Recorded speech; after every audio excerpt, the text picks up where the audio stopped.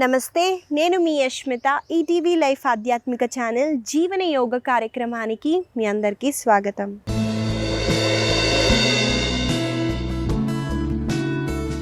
ఎలా ఉన్నారండి మీరంతా?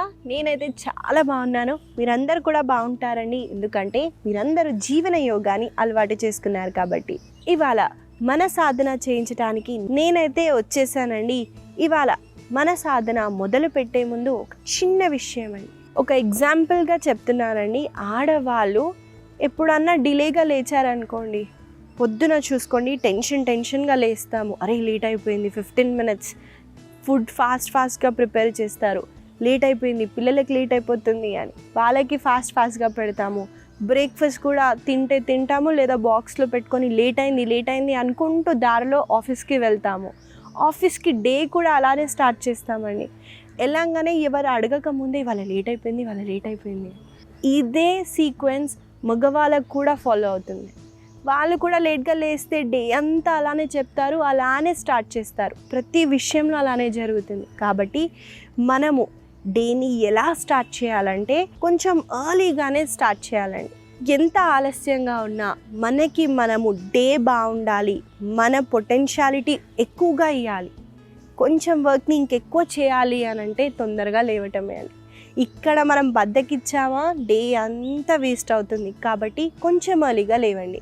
ఇంకొక చిన్న టిప్ అండి, ఇక్కడ ఎక్కడికైనా వెళ్ళే ముందు లేదా ఇవాళ డే ఎలా ఉండాలి అంటే మీరు పొద్దున లేచి ఐస్ క్లోజ్ చేసి ఒక 2 minutes ఇవాళ నేను ఏ పని చేయాలి, ఏ టైంలో ఎక్కడెక్కడ ఉండాలి అని అలా డిజైన్ చేసుకొని వెళ్ళండి. ఎగ్జాక్ట్గా మీరు ఎలా అనుకున్నారో అలానే ఎగ్జిక్యూట్ చేసుకుంటూ వస్తారు. దానివల్ల మన డే అన్నది చాలా మనం అనుకున్నట్టే జరుగుతుంది. కాబట్టి లైఫ్లో మనం అన్నీ సాధించగలుగుతాం. ఇలాంటి ఒక పాజిటివ్ నోట్తో ఇవాళ మన సాధనాన్ని మొదలు పెట్టేద్దాము. ముందుగా వార్మప్స్తో. నేను స్టాండింగ్ పొజిషన్లో ఉన్నాను కాబట్టి నేను స్టాండింగ్ వార్మప్స్ని చేపిస్తున్నానండి. శ్వాసని తీసుకుంటూ మీ 2 చేతులని పైకెత్తుతూ కాళ్ళ వేళ్ళ పైకి వచ్చేయండి. నేను ఒక వైపున తిరుగుతాను, చూడండి. మళ్ళీ శ్వాసని వదులుతూ డౌన్.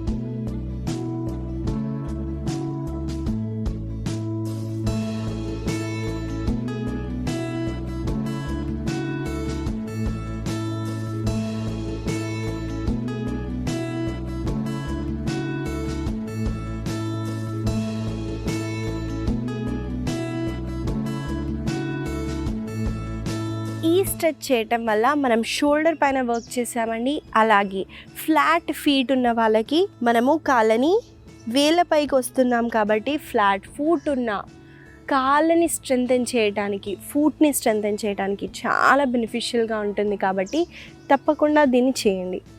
నెక్స్ట్ మనము భుజాల పైన వర్క్ చేసాం కాబట్టి ఈసారి చేతి దగ్గర వర్క్ చేద్దామండి. శ్వాసని తీసుకుంటూ చూడండి, చేతులని మనము స్ట్రెచ్ చేస్తున్నాము. శ్వాసని వదులుతూ మళ్ళీ దగ్గరికి తేయండి. ఇక్కడ చూసినట్టయితే నా పై భాగం అంతే ఉందండి. లోవర్ హ్యాండ్కి మాత్రమే నేను ఇక్కడ మూవ్మెంట్ చేస్తున్నాను, చూడండి. అంటే మనము ఓన్లీ చేతి దగ్గర వర్క్ చేస్తున్నాం. నాతో పాటు మీరు చేయండి.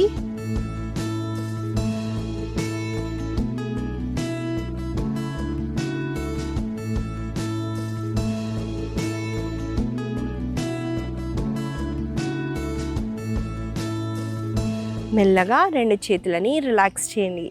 ఈసారి నెక్ మూమెంట్ని చేద్దాము. శ్వాసని తీసుకుంటూ సెంటర్లో, శ్వాసని వదిలేటప్పుడు చిన్ని చెస్ట్ దగ్గరికి తేండి. ఇక్కడ నేను ఇలా ముందుకెళ్ళి చేయలేదండి, జస్ట్ నెక్ని ఇలా ప్లేస్ చేశాను. మీరు ఇలా ముందుకెళ్తే ఇంకా నెక్ పెయిన్ అన్నది అవుతుందండి. జస్ట్ ఇక్కడే ప్లేస్ చేసి ఈసారి శ్వాసని తీసుకుంటూ మీ చిన్ని కుడి వైపున తీసుకెళ్ళండి. మళ్ళీ కిందికి శ్వాసని వదులుతూ మళ్ళీ శ్వాసని తీసుకుంటూ ఎడమ వైపున తీసుకెళ్ళండి.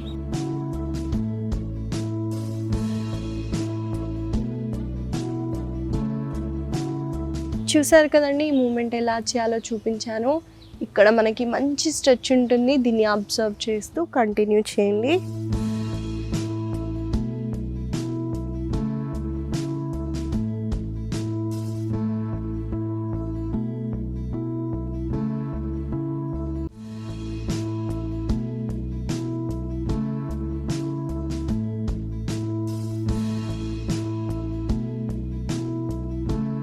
మెల్లగా సెంటర్కి వచ్చేసి నెక్ని అప్ చేయండి.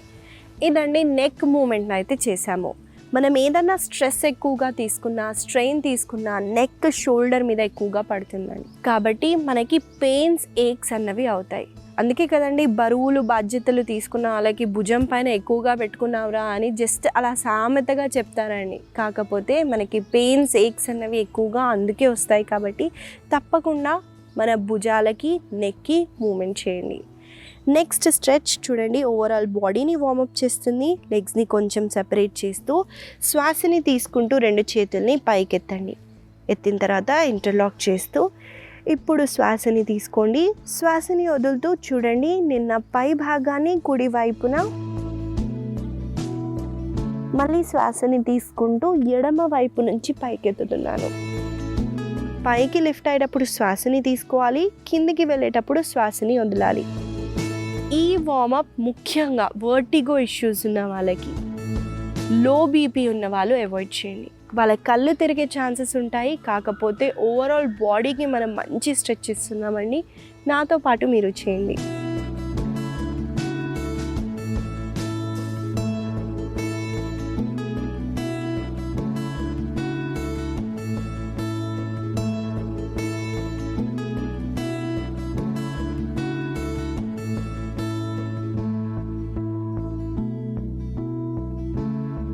ఈసారి రివర్స్ డైరెక్షన్లో చేస్తున్నాను.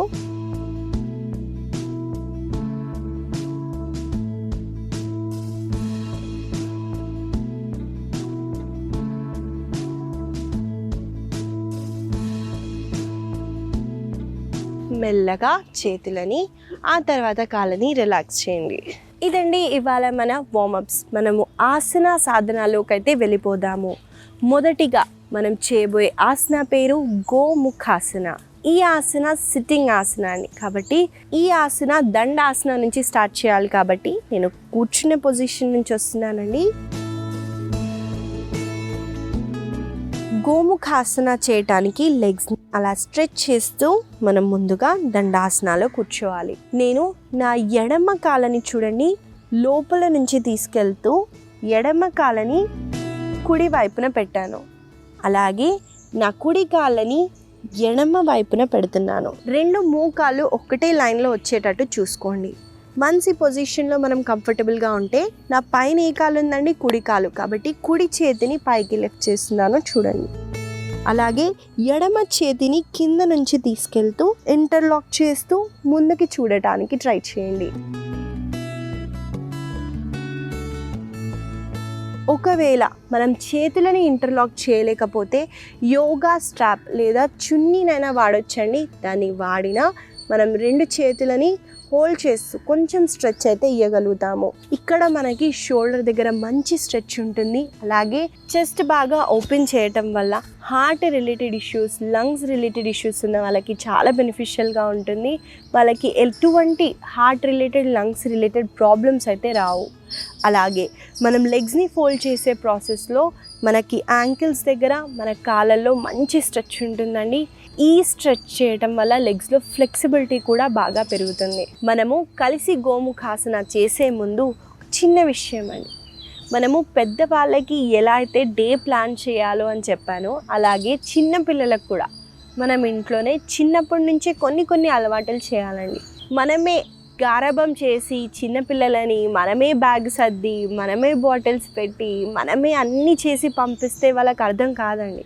మనమే షెడ్యూల్ రాసి ఏ బుక్స్ పెట్టుకోవాలి వాళ్ళతో పెట్టించటం, వాటర్ బాటిల్ ఫిల్ చేయించుకోవటం, ఇలాంటి చిన్న పనులు చెప్పామనుకోండి వాళ్ళు కూడా రెస్పాన్సిబుల్ అవుతారు. చిన్నప్పటి నుంచి వాళ్ళ పనులు వాళ్ళు చేసుకోవటం అలవాటు అవుతుంది. గారాబంతో మనం ఎక్కువగా వాళ్ళని బద్దకించేలా చేయొద్దు. కాబట్టి ఈ చిన్న విషయం చెప్తున్నానండి, దీన్ని ఫాలో అవ్వడానికి ట్రై చేయండి. మనము కలిసి గోముఖాసనాన్ని చేద్దాము.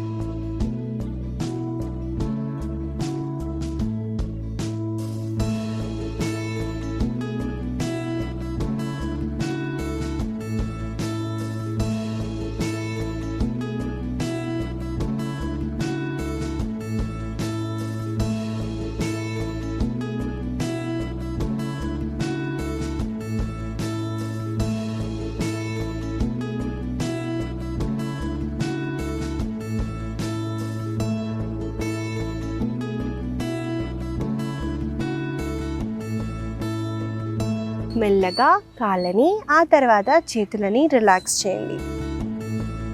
ఈ ఆసనాన్ని రిపిటేటివ్గా చేయలేకపోయినా ఆసనాలో ఉంటూ ఎక్కడ మనకి స్ట్రెచ్ అవుతుందో అక్కడ అబ్జర్వ్ చేయడానికి ట్రై చేయండి. ఇదండి గోముఖాసన. ఈ ఆసన వల్ల కలిగే లాభాలని చెప్పాను కాబట్టి తప్పకుండా ఈ ఆసనాన్ని ప్రతిరోజు ప్రాక్టీస్ చేయండి.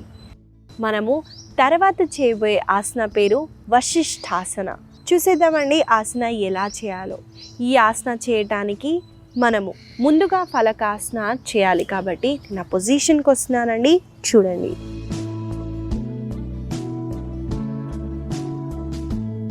ముందుగా 2 చేతులని మనం మంచిగా స్ట్రెచ్ చేస్తూ ఫలకాసనాలోకి వస్తాము. ఇప్పుడు నా శరీరం వెయిట్ని మొత్తం ఎడమ చేతిని సెంటర్కి తీసుకొస్తూ నేను కుడి వైపున టర్న్ అయ్యానండి. అలాగే కుడి చేతిని పైకెత్తుతూ పైన వైపున చూడండి.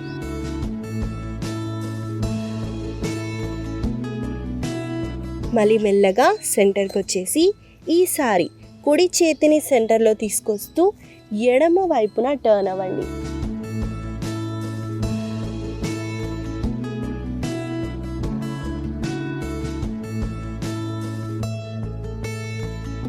మళ్ళీ సెంటర్కి వచ్చేసి శిశు ఆసనాలో లేదా వజ్రాసనాలో రెస్ట్ చేయొచ్చు. ఇదండి వశిష్ఠాసన. ఈ ఆసన చేసినప్పుడు ఎక్కువగా మనకి హ్యాండ్స్ అంటే ఈ వ్రిస్ట్ మీద, షోల్డర్స్ మీద ఎక్కువగా ప్రెషర్ పడుతుంది. కాబట్టి వ్రిస్ట్ని స్ట్రెంగ్తెన్ చేయడానికి, మన భుజాలని స్ట్రెంగ్తెన్ చేయడానికి చాలా బెనిఫిషియల్గా ఉంటుందండి ఈ వశిష్ఠాసన. ఈ ఆసనాలో మనము ఎక్కువగా ఈ మజిల్స్ని అంటే కోర్ మజిల్స్ని టైటన్ చేస్తూనే మనం చేస్తామండి. లేదా ఆసనాలు ఎక్కువసేపు ఉండలేం కాబట్టి కోర్ మజిల్స్ని ఎక్కువగా ఎంగేజ్ చేస్తూ ఆసనాన్ని చేయండి. అప్పుడు మన కోర్ కూడా స్ట్రెంగ్తెన్ అవుతుంది, మన హ్యాండ్స్ అలాగే వ్రిస్ట్ని స్ట్రెంగ్తెన్ చేయడానికి చాలా ఉపయోగపడుతుంది. ఈ ఆసనాన్ని కలిసి మనం 2 వైపున చేద్దాము. నాతో పాటు మీరు చేయండి.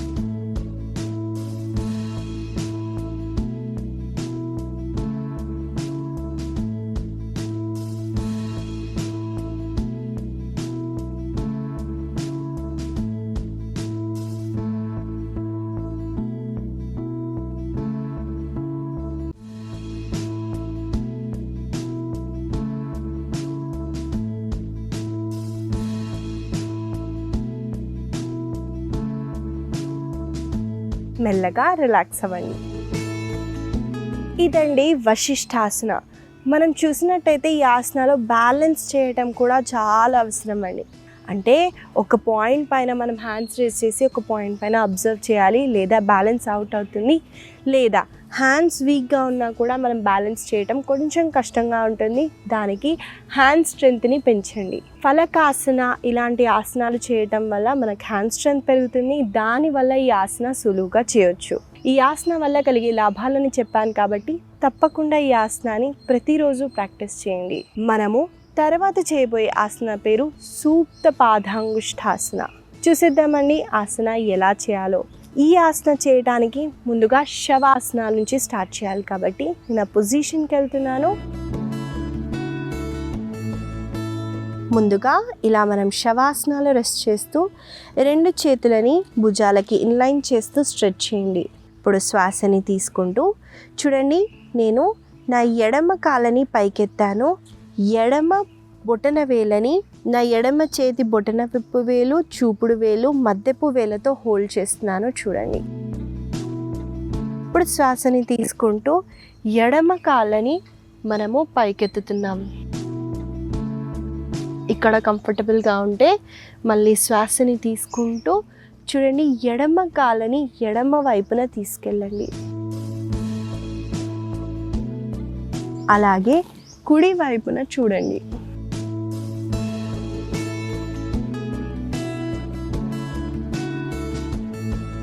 మళ్ళీ శ్వాసని తీసుకుంటూ సెంటర్కి వచ్చి ఈసారి ఆపోజిట్ కాళ్ళతో చేస్తాము. ఈసారి మనము ఇంకో వైపున కూడా చేస్తాము. చూసారు కదండి ఆసన ఎలా చేయాలో చూపించానో. మనం కలిసి ఈ ఆసనాన్ని చేద్దాము. నాతో పాటు మీరు చేయండి. ఈ ఆసనం చేసే ముందు ఇంకొక విషయం అండి, నేను కాళ్ళని లిఫ్ట్ చేసి మనం ప్లేస్ చేసేటప్పుడు ఈ కాలు లిఫ్ట్ అవ్వద్దండి. ఈ కాళ్ళని స్ట్రెయిట్గా ఉంచండి. అప్పుడే మనకి మంచి స్ట్రెచ్ అన్నది జరుగుతుంది.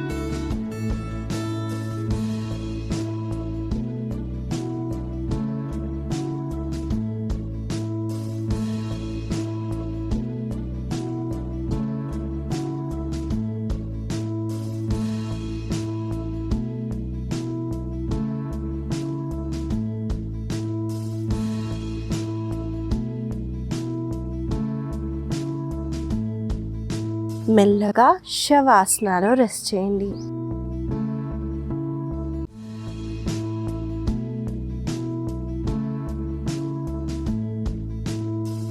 మెల్లగా ఒక వైపున తిరుగుతూ సుఖాసనాలో కూర్చోండి. ఇదండి సూప్త పాదాంగుష్ఠాసన. ఈ ఆసన చేసేటప్పుడు మనము లెగ్ని హోల్డ్ చేయటం కష్టంగా ఉంటే యోగా స్ట్రాప్ హెల్ప్ తీసుకోండి. స్ట్రాప్ని మన బొటన వేలకి హోల్డ్ చేసి పైకి లిఫ్ట్ చేయటం వల్ల మంచి స్ట్రెచ్ ఉంటుంది. అలాగే మనం కాళ్ళని లిఫ్ట్ చేసే ప్రాసెస్లో కాళ్ళల్లో ఉన్న వెనకాల భాగం ఆమ్స్ట్రింగ్స్కి చాలా మంచి స్ట్రెచ్ ఉంటుంది. ఆ తర్వాత కాళ్ళని మనం సైడ్కి తీసుకెళ్లే ప్రాసెస్లో హిప్ దగ్గర మనకు మంచి ఓపెనింగ్ అన్నది జరుగుతుందండి. చెప్పినట్టు నెక్ని ఆపోజిట్ డైరెక్షన్లో స్ట్రెచ్ చేయండి. దానివల్ల మనకి నెక్లో డ్యామేజ్ అవ్వదు, మనకి మంచి స్పైన్ ట్విస్టింగ్ కూడా జరుగుతుంది. ఈ ఆసన వల్ల ఇన్ని లాభాలు ఉన్నాయి కాబట్టి తప్పకుండా ఈ ఆసనాన్ని మీ సాధనాలు యాడ్ చేస్తూ ప్రాక్టీస్ చేయండి. ఇవండి ఇవాళ మన ఆసనాలు. మనం కొన్ని స్ట్రెచ్చింగ్ ఆసనాలని, స్ట్రెంథనింగ్ ఆసనాలను అయితే చేశాము. వీటిని గుర్తుపెట్టుకుంటూ రోజు పొద్దున్న సాయంత్రం వేళల్లో తప్పకుండా ప్రతిరోజు ప్రాక్టీస్ చేయండి. ఇవాళ నేను మీకు ఇచ్చే చిన్న సలహా ఏంటంటే అండి, నేను కొంతమందిని అబ్జర్వ్ చేశానండి. ఈ చలికాలం కానివ్వండి, మనకి ఎక్కువగా సాయంత్రం అవుతే బజ్జీలు, బోండాలు ఇలాంటివి చాలా తినాలనిపిస్తాయి. కాబట్టి మనం ఏం చేస్తాము, డేలో అయితే బోండాలు, ఈవినింగ్ అయితే బజ్జీలు, ఇలాంటి ఆయిలీ ఫుడ్స్ ఎక్కువగా తీసుకుంటాము. అప్పుడప్పుడు పర్లేదండి, చీట్ మీల్ అప్పుడప్పుడు పర్లేదు, కానీ మనం అది తిన్న తర్వాత వెంటనే వాటర్ తాగితే చాలా మంచిది అని కొంతమంది బాటిల్ వాటర్ తాగేస్తారండి. ఆయిలీ ఫుడ్ తిన్న తర్వాత ఎక్కువగా వాటర్ తీసుకుంటే మనకి డైజెస్ట్ కాదండి. దానివల్ల వేరే సమస్యలు వస్తాయి. కాబట్టి ఆయిలీ ఫుడ్ని ఎంతైతే అంత అవాయిడ్ చేయండి. తిన్నా కూడా కొంచెం గ్యాప్ ఇచ్చి వాటర్ తాగండి. ఎక్కువగా వాటర్ కన్జ్యూమ్ చేయటం వల్ల అది డైజెస్ట్ కాదు. ఈ చిన్న సలహా మీకు ఉపయోగపడుతుందని ఆశిస్తూ మళ్ళీ కలుద్దాం.